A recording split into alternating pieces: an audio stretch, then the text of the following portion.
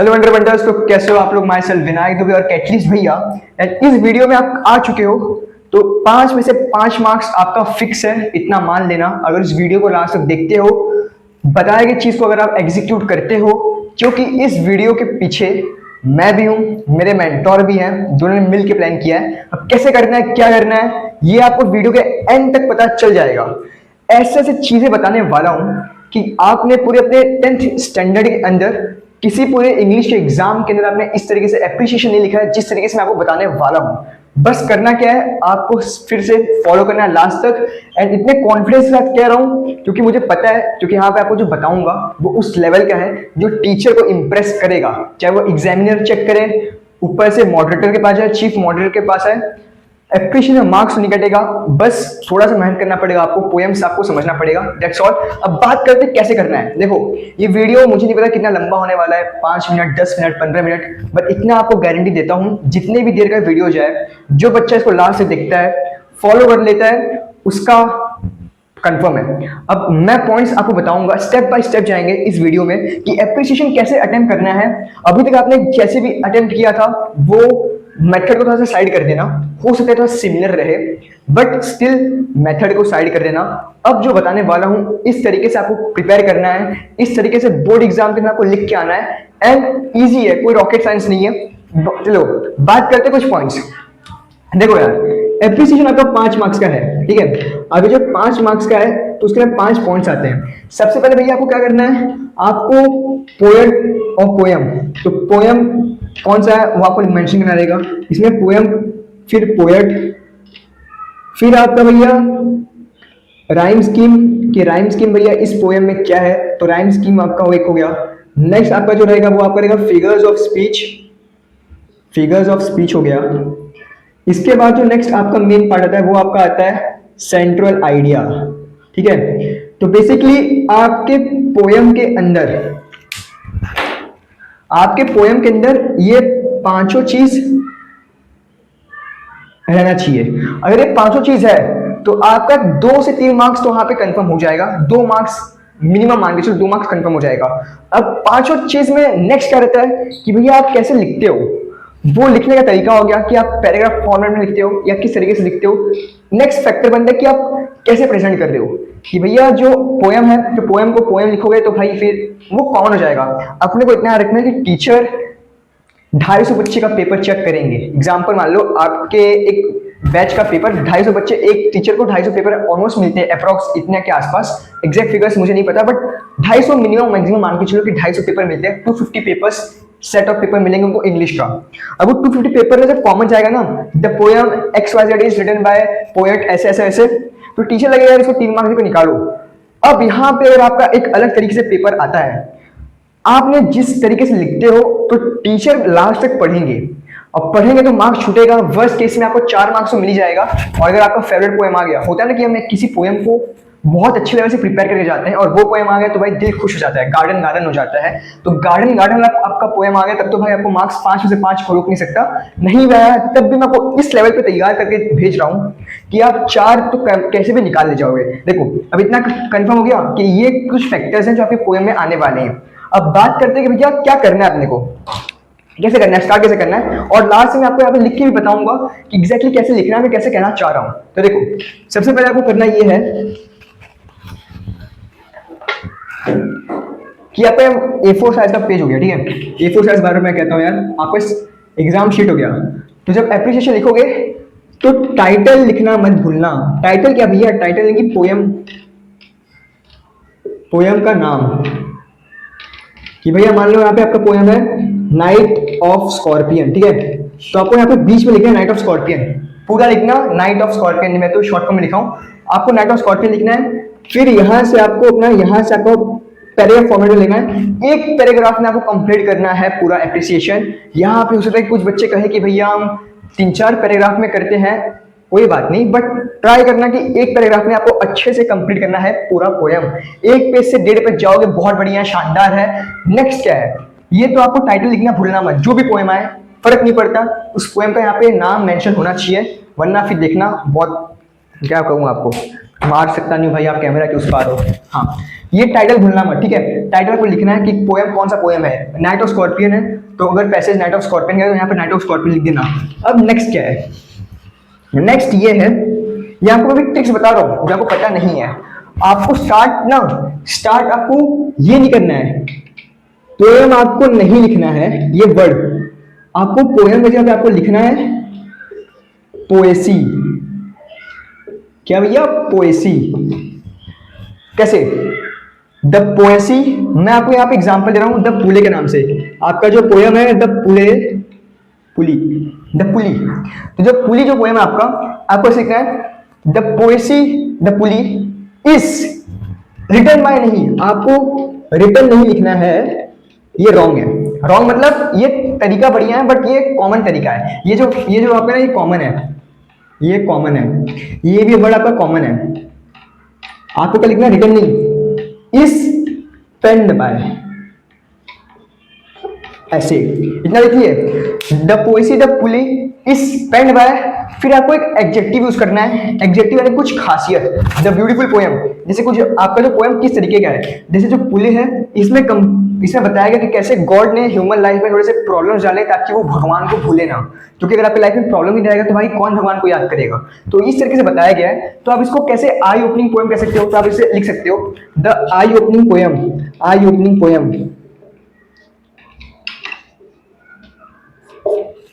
फिर कोई ऐसा पोएम आ गया the will to win, the will to win वाला जो पोएम है उसमें आ सकते हो द विल टू विन वाला जो पोएम है उसमें आप आ सकते हो कि it is the inspirational poem, inspirational, या फिर आप कह सकते हो मोटिवेशनल, ठीक है। ये सब जो आपको बता रहा हूं ये सब आपके एडजेक्टिव है जो आप डिस्क्राइब करोगे किसको, आपको डिस्क्राइब करना है पोएम को भी, आपको डिस्क्राइब करना है राइटर को भी। जो राइटर जो पोएट होगा, राइटर रॉन्ग है, पोएट होगा, तो जो राइटर लिख रहे हैं उनको। ये आपको समझ में आएगा अच्छे से जब मैं लास्ट में आपको यहाँ पे लिख के दिखाऊंगा, तो आपको मैं जो यहाँ पे जो पॉइंट्स बता रहा हूँ ना ये आपको रिलेट कर पाओगे। फिर क्या है, आपको यहाँ पे एक चीज और लिखना है, वो ये है, वो है भैया राइटर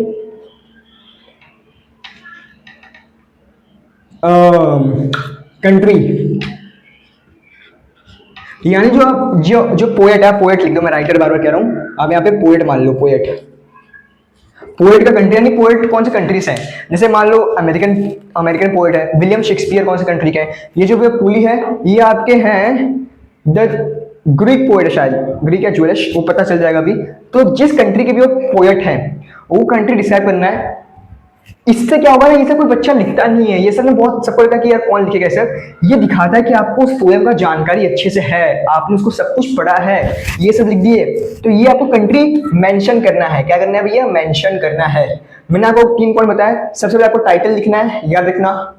नेक्स्ट पॉइंट होता है कि आपको पोएम में लिख के आपको यहाँ पे पोएसी यूज करना है, वर्ड स्टार्टिंग में बस पोएसी लिखना है, बाकी जगह जहाँ पे पोएम वर्ड आएगा वहां पे पोएम वर्ड यूज कर सकते हो, बट स्टार्ट में आपको पोएसी यूज करना है और उसको अंडरलाइन कर लेना ताकि इंप्रेशन पड़े, क्योंकि टीचर पहला लाइन अच्छे से पढ़ती है। फिर आपको पेन्ड बाय जो वर्ड है ये वर्ड आपको यूज करना है, रिटन बाय नहीं लिखना है, पेन्ड बाय। फिर नेक्स्ट आपको क्या करना है, राइटर का कंट्री, तो राइटर का कंट्री। ये 4 पॉइंट समझ में आया, हम आगे बढ़ते हैं। तो इससे क्या रहेगा, आपको जो मैं स्टार्टिंग में 5 पॉइंट बताए थे, पोएट, पोएम, 2 पॉइंट कवर हो गया। अब हम आते हैं राइम स्कीम। तो राइम स्कीम में आपको सिंपल लिखना है, इधर एक सेकंड, माइक बार बार ऐसे हो रहा है, एक सेकंड, सेट। आपको क्या करना है, राइटर ये क्लियर हो गया। अब नेक्स्ट आता है भैया आपका राइम स्कीम। अब राइम स्कीम में आपको लिखना है कि द राइम स्कीम मतलब पोएम इज लाभ जो भी है ए बी वो सिंपली लिखना है। राइम स्कीम ऐसा हो गया, राइम स्कीम लिख दोगे अपने हिसाब से लिख देना। राइम स्कीम कवर कर लिए, फिर आपको तो फिगर ऑफ स्पीच में आना है। अब फिगर ऑफ स्पीच में क्या रहता है, there are the figure of speech is used in the poem is लाभ जो भी है। अब आपको वो लिख के आपको लिखना है there are various flavours of figure of speech. Ice cream में समझना मजेदार है। There are various flavours of figure of speech, full form में लिखना, शॉर्ट फॉर्म नहीं। Used in this poem, used in this poem. अब यहां पे आपको क्या कहा कि आप यहां सब पे पोएम यूज कर सकते हो, पहला वर्ड जो आपका है वहां पे आपको पोएसी लिखना है ताकि थोड़ा पॉजिटिव इंपैक्ट पड़े, वरना आप यहाँ पे पोएसी यूज कर सकते हो। बेसिकली पोएसी सिनोनियम है आपका पोयम का, ये थोड़ा हाई लेवल लैंग्वेज हो गया ताकि लगे बेटे के पास जानकारी है अपने पास। द 99% बच्चे पोयम यूज करके आएंगे और पोएसी बहुत कम लिखते हैं। ये मेरे मेंटोर ने बताया था कि पोएसी लिखना मजेदार रहेगा, तो मैं पोएसी लिखा है और फिर उनको टीचर लगी कि भाई बड़ा मस्त लिखा है, क्योंकि वो मैं कंपेयर की पेपर तूने मुझे बताया। ये जो आपको सब बता रहा हूँ ये पॉइंट्स मैंने खुद अपने mock test, prelims and board exam लिख के आया है, क्योंकि सेमेस्टर तक मुझे भी ये सब पता नहीं था, तो इसलिए मैं आपको बता रहा हूँ। सेमेस्टर तक मैं भी आपके लिए लिखता था written by the poem blah blah blah written by ऐसे ये सब, ये सब जो चीजें हैं ना, ये सब फॉर्मूला फॉलो नहीं करता था, तो ये आपको बताने जा रहा हूँ। There are various figures of speech used in this poem for better poetic effect. फिर यहाँ पे आप एग्जांपल ले लेना, जैसे कि इस पोएम में आपको जैसे इन्वर्जन हो गया, ठीक है, इन्वर्जन हो गया, फिर एक दो और डाल दो, जैसे एग्जांपल बता दो पैराडॉक्स मान लो, पैराडॉक्स, ये सब हो गया। फिर आगे क्या लिखना है, one of the example is, फिर यहाँ पे सिमिली डाल दो, एग्जांपल सिमिली। अब उस पोएम में कोई ऐसा एग्जांपल जिसमें सिमिली आता है, figure of speech simile use है। सिमिली क्या होता है, जिसमें लाइक और एज रहे, कंपैरिजन होता है, डायरेक्ट कंपैरिजन लाइक एज समझो, सिमिली हो गया। इसके बाद यहाँ पे आपको उसका एग्जांपल लिखना है, ऐसा लाइन लिखना है, यहाँ पे आपको सेंटेंस लिखना है या लाइन मान लो जिसमें वो सिमिली वाला फिगर ऑफ स्पीच वेरीफाई होता है या फिर अप्लाई होता है, वो आपको लिखना है। ये आपको याद कर लो, क्या कर लो भैया, लर्न कर लो। इसी फॉर्मेट आपको डिस्क्राइब करना है, लर्न, ठीक है। There are various figure of speech used in this poem for better poetic effects. They are क्या है, बेटर इफेक्ट्स, दे आर। फिर कौन से यूज होते हैं इस पोएम में, जैसे इन्वर्जन हो गया, पैराडॉक्स हो गया, रिपीटिशन हो गया, एलिट्रेशन हो गया, एक्स्ट्रा इतना हो गया। One of the example is metaphor.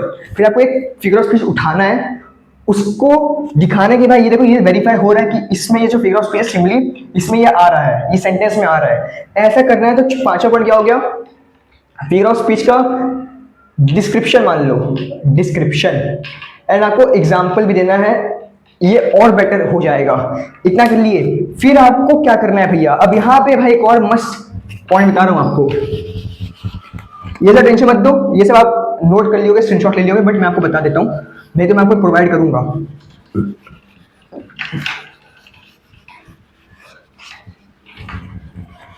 देखो ऐसा है कि अब आपका 4 पॉइंट कवर हो गया। कौन से 4 पॉइंट से, मैं आपको बताता कि आपको पोएम लिखना है, पोएम हो गया, पोएट हो गया, फिगर ऑफ स्पीच हो गया, राइम स्कीम हो गया। अब आते हैं सेंट्रल आइडिया।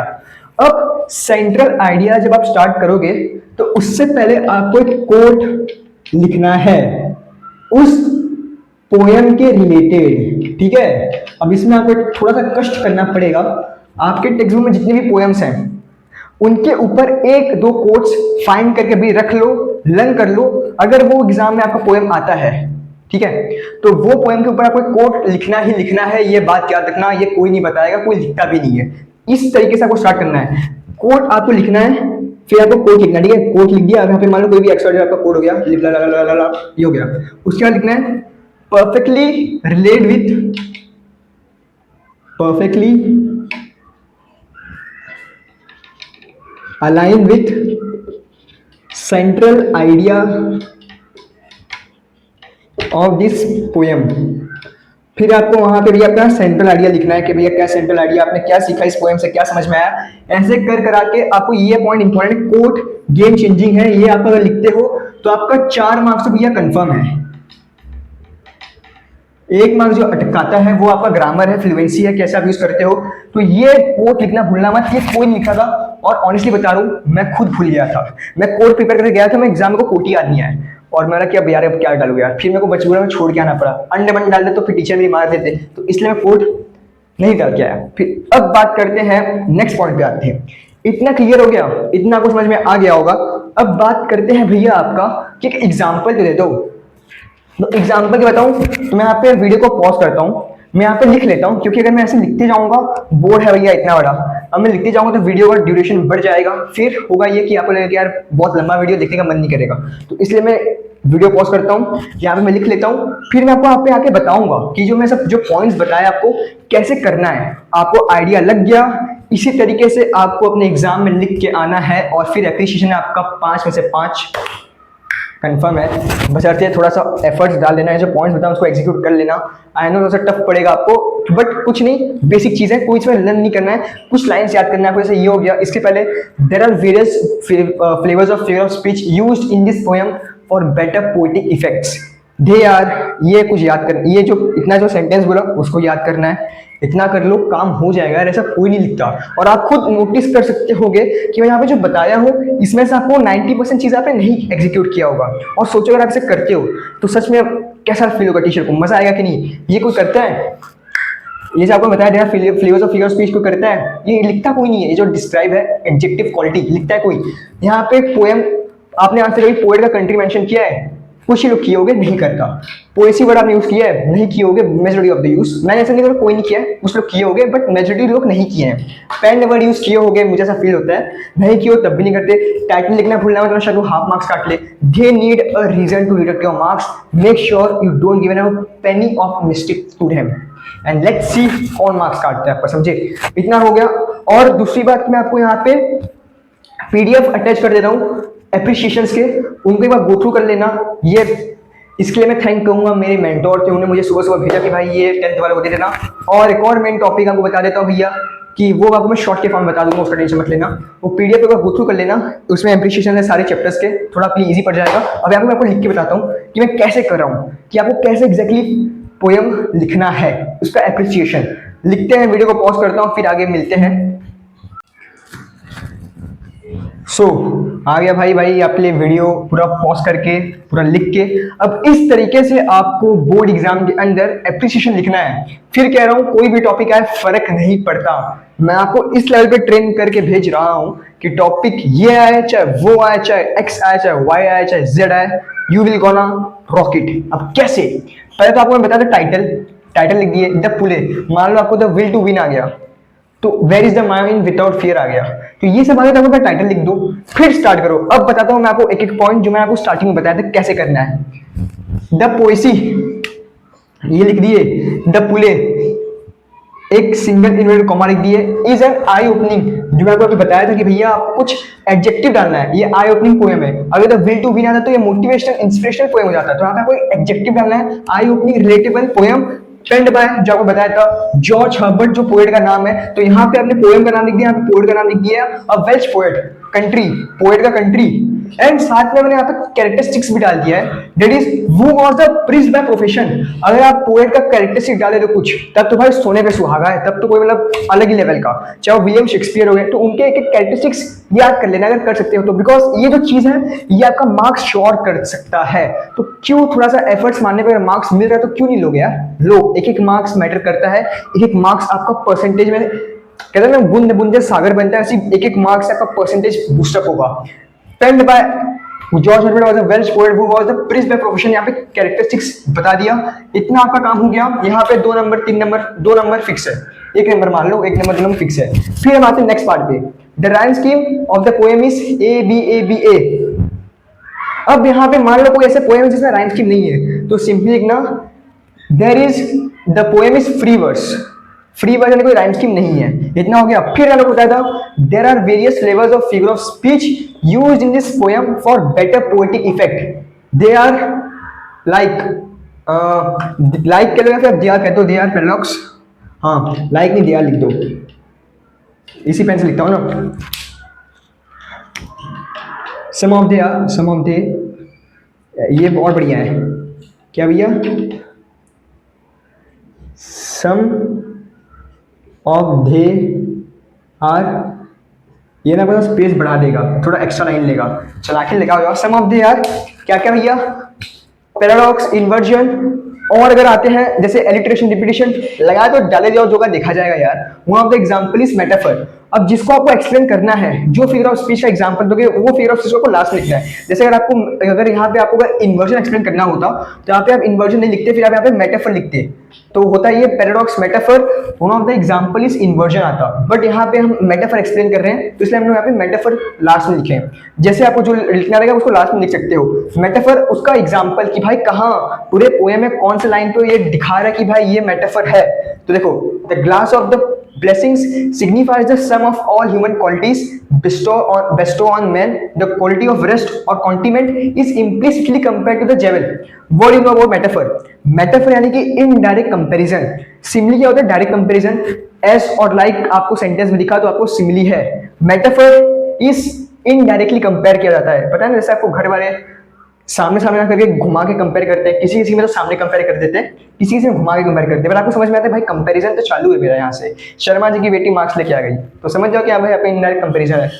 तेरा शर्मा जी की बेटी से मार्क्स कम है तो यहाँ पे डायरेक्ट कंपैरिजन है भाई. अब देखो इतना हो गया तो यहाँ पे आपका भैया क्या खत्म हो गया? राइम्स वाला पार्ट खत्म हो गया, फिगर ऑफ स्पीच वाला पार्ट खत्म हो गया, स्टार्टिंग में आपका पोएट खत्म हो गया, पोएम खत्म हो गया, खत्म हो गया. अब नेक्स्ट आते हैं. अब यहाँ पे देखो, ये देखो मैं आपको कहा था कोट डालना है. Effort is the only effort when it begins to hurt. ये मैंने ऑन द स्पॉट आपके लिए एक कोट ढूंढ लिया. ऐसे ही आपको सारे पोएम जितने भी आपके सारे पूरे टेक्स्ट बुक के अंदर उन सारे पोएम्स के ऊपर आपको एक दो कोट्स ढूंढ के रखना है, ताकि जैसे ही आपको ये फिगर ऑफ स्पीच का सेक्शन खत्म हो, यहाँ पे आपको एक कोट आना चाहिए. ये मेरा ऑर्डर ले लो, रिक्वेस्ट ले लो, जो मानना मानो, और आप फिगर ऑफ स्पीच वाले ढूंढ के आओ. क्या फिगर ऑफ स्पीच नहीं, सॉरी, कोट्स सारे ढूंढ के आओ. हर एक पोएम के ऊपर एक एक ढूंढ लो, काफी है. गूगल पे जाना है, बस आपको एक फिक्स प्रॉम्प्ट डालना है, या चैट जीपीटी पे प्रॉम्प्ट डाल लो कि for example give me. Chat GPT सही नहीं रहेगा तो गूगल डाल लो. उस चैप्टर के उस पोएम के रिलेटेड कोई कोट ढूंढ लो. अब वो पोएम कैसा है वो आपको पता है, इंस्पिरेशनल है, मोटिवेशनल है, कॉमेडिक पोएम है, जैसा भी है उसके बाद कोट ढूंढ लो. फिर देखो यहाँ पे लिखा है, this quote reflect the central idea of the poem that is the reason of men's continual restlessness all his life. According to the poet, this is because God withheld the quality of rest from the men so that men's thought would ultimately turn towards the God. इतना हो गया. यहाँ पे मतलब ये कहना चाह रहे हैं कि सेंट्रल यानी कि बता रहे हैं कि पूरा पोएम का सारांश क्या है, कंक्लूजन क्या है. तो यहाँ पे ये था कि भाई भगवान जो है वो इंसान के अंदर से परेशानी निकाले नहीं, ताकि अगर एक बार लाइफ से परेशानी खत्म हो गया तो भगवान को कौन पूछेगा. आपको भी अगर रिलेट कर सकते हो, जब आपके लाइफ में टफ टाइम्स आता है तो आप भगवान को ज्यादा पूछते हो, भगवान जी प्लीज ये प्रॉब्लम सॉल्व कर दो, प्लीज ऐसा कर दो वैसा कर दो. बट आप जब एकदम सब चंगा सी है तो याद आती है भगवान की. मेजॉरिटी ऑफ द को नहीं आती, मेजॉरिटी ऑफ द स्टूडेंट्स को गया, जो भी हो गया, नहीं आती. तो इसलिए भगवान ने प्रॉब्लम वाला सिस्टम लगाया, ऐसा पोएम में बताया गया है. फिर एंड में देखो इंपॉर्टेंट है योर पॉइंट ऑफ व्यू. अब आपको इस पोएम का पॉइंट ऑफ व्यू कि आपको पोएम कैसा लगा. आप बता सकते भाई मुझे पोएम बड़ा बढ़िया लगा, कि भगवान ने सही किया, कि because we should be ultimately attached to the person of people जो हमने हमारे साथ है, जैसे भी है. एग्जाम्पल आप कुछ भी अपने हिसाब से ऐड कर सकते हो, पॉइंट ऑफ व्यू आपको ऐड करना है. यहाँ पे मेंशन करा I personally like the poem और पर्सनली डिसलाइक द पोएम, जो भी आपको यहाँ पे अपना पॉइंट ऑफ व्यू डाल देना है. ये मैं उसमें मेंशन नहीं किया था, बट इसमें आपको बता दे रहा हूँ. इस तरीके से कर लो, 5/5 आएगा. वीडियो लेंदी हो चुका है मुझे पता है, बट जो बच्चा यहाँ से वीडियो देखा है ना, वर्स्ट केस में भी वो 4 मार्क्स लेके आएगा. ये मैं आपको श्योरिटी देता हूँ. कंडीशन इसके अच्छे से करके आना. देखो आपने लिखा भी है 5/5, 5/5. ये थोड़ा सा मैं दबा के लिखा हूँ बिकॉज कंप्रेस करके, क्योंकि बोर्ड का साइज नहीं है और आपका टाइम भी वेस्ट है. Time extremely sorry. पीपीटी रहता तो भैया खड़ा एक से आता, घुमा के निकाल के आपको बता के चला जाता, टाइम कम लगता. बट कोई बात नहीं, वाइट बोर्ड से सफर करेंगे. तो डेट्स ऑल. आपको आई होप ये समझ में आया है. अगर हल्का सा भी फील हुआ कि आपको हेल्प हुआ है तो बस कमेंट में लिखना कि I will write in the same way. That's all. तब तक के लिए टाटा bye bye and 1,5 epoxy pentane. मिलते हैं आपके लिए कोई नए वीडियो के अंदर. कुछ स्पेशल है आपके लिए, कल शाम को आ जाना. वो क्या है वो आपको कल पता चलेगा. चलो बाय बाय. टाइम वीडियो लेंदी हो गया, पढ़ाई करो. वीडियो को 2x पे मत देखना, 1.5x में देख लेना, ताकि आपको जो बताया आपको समझ में आए. मैं फास्ट बोल रहा हूँ, रीजन इज कि टाइम कम लगे यार. समझने वाले समझ गए. Thank you very much. Love you all. अच्छे से पढ़ाई करते रहो.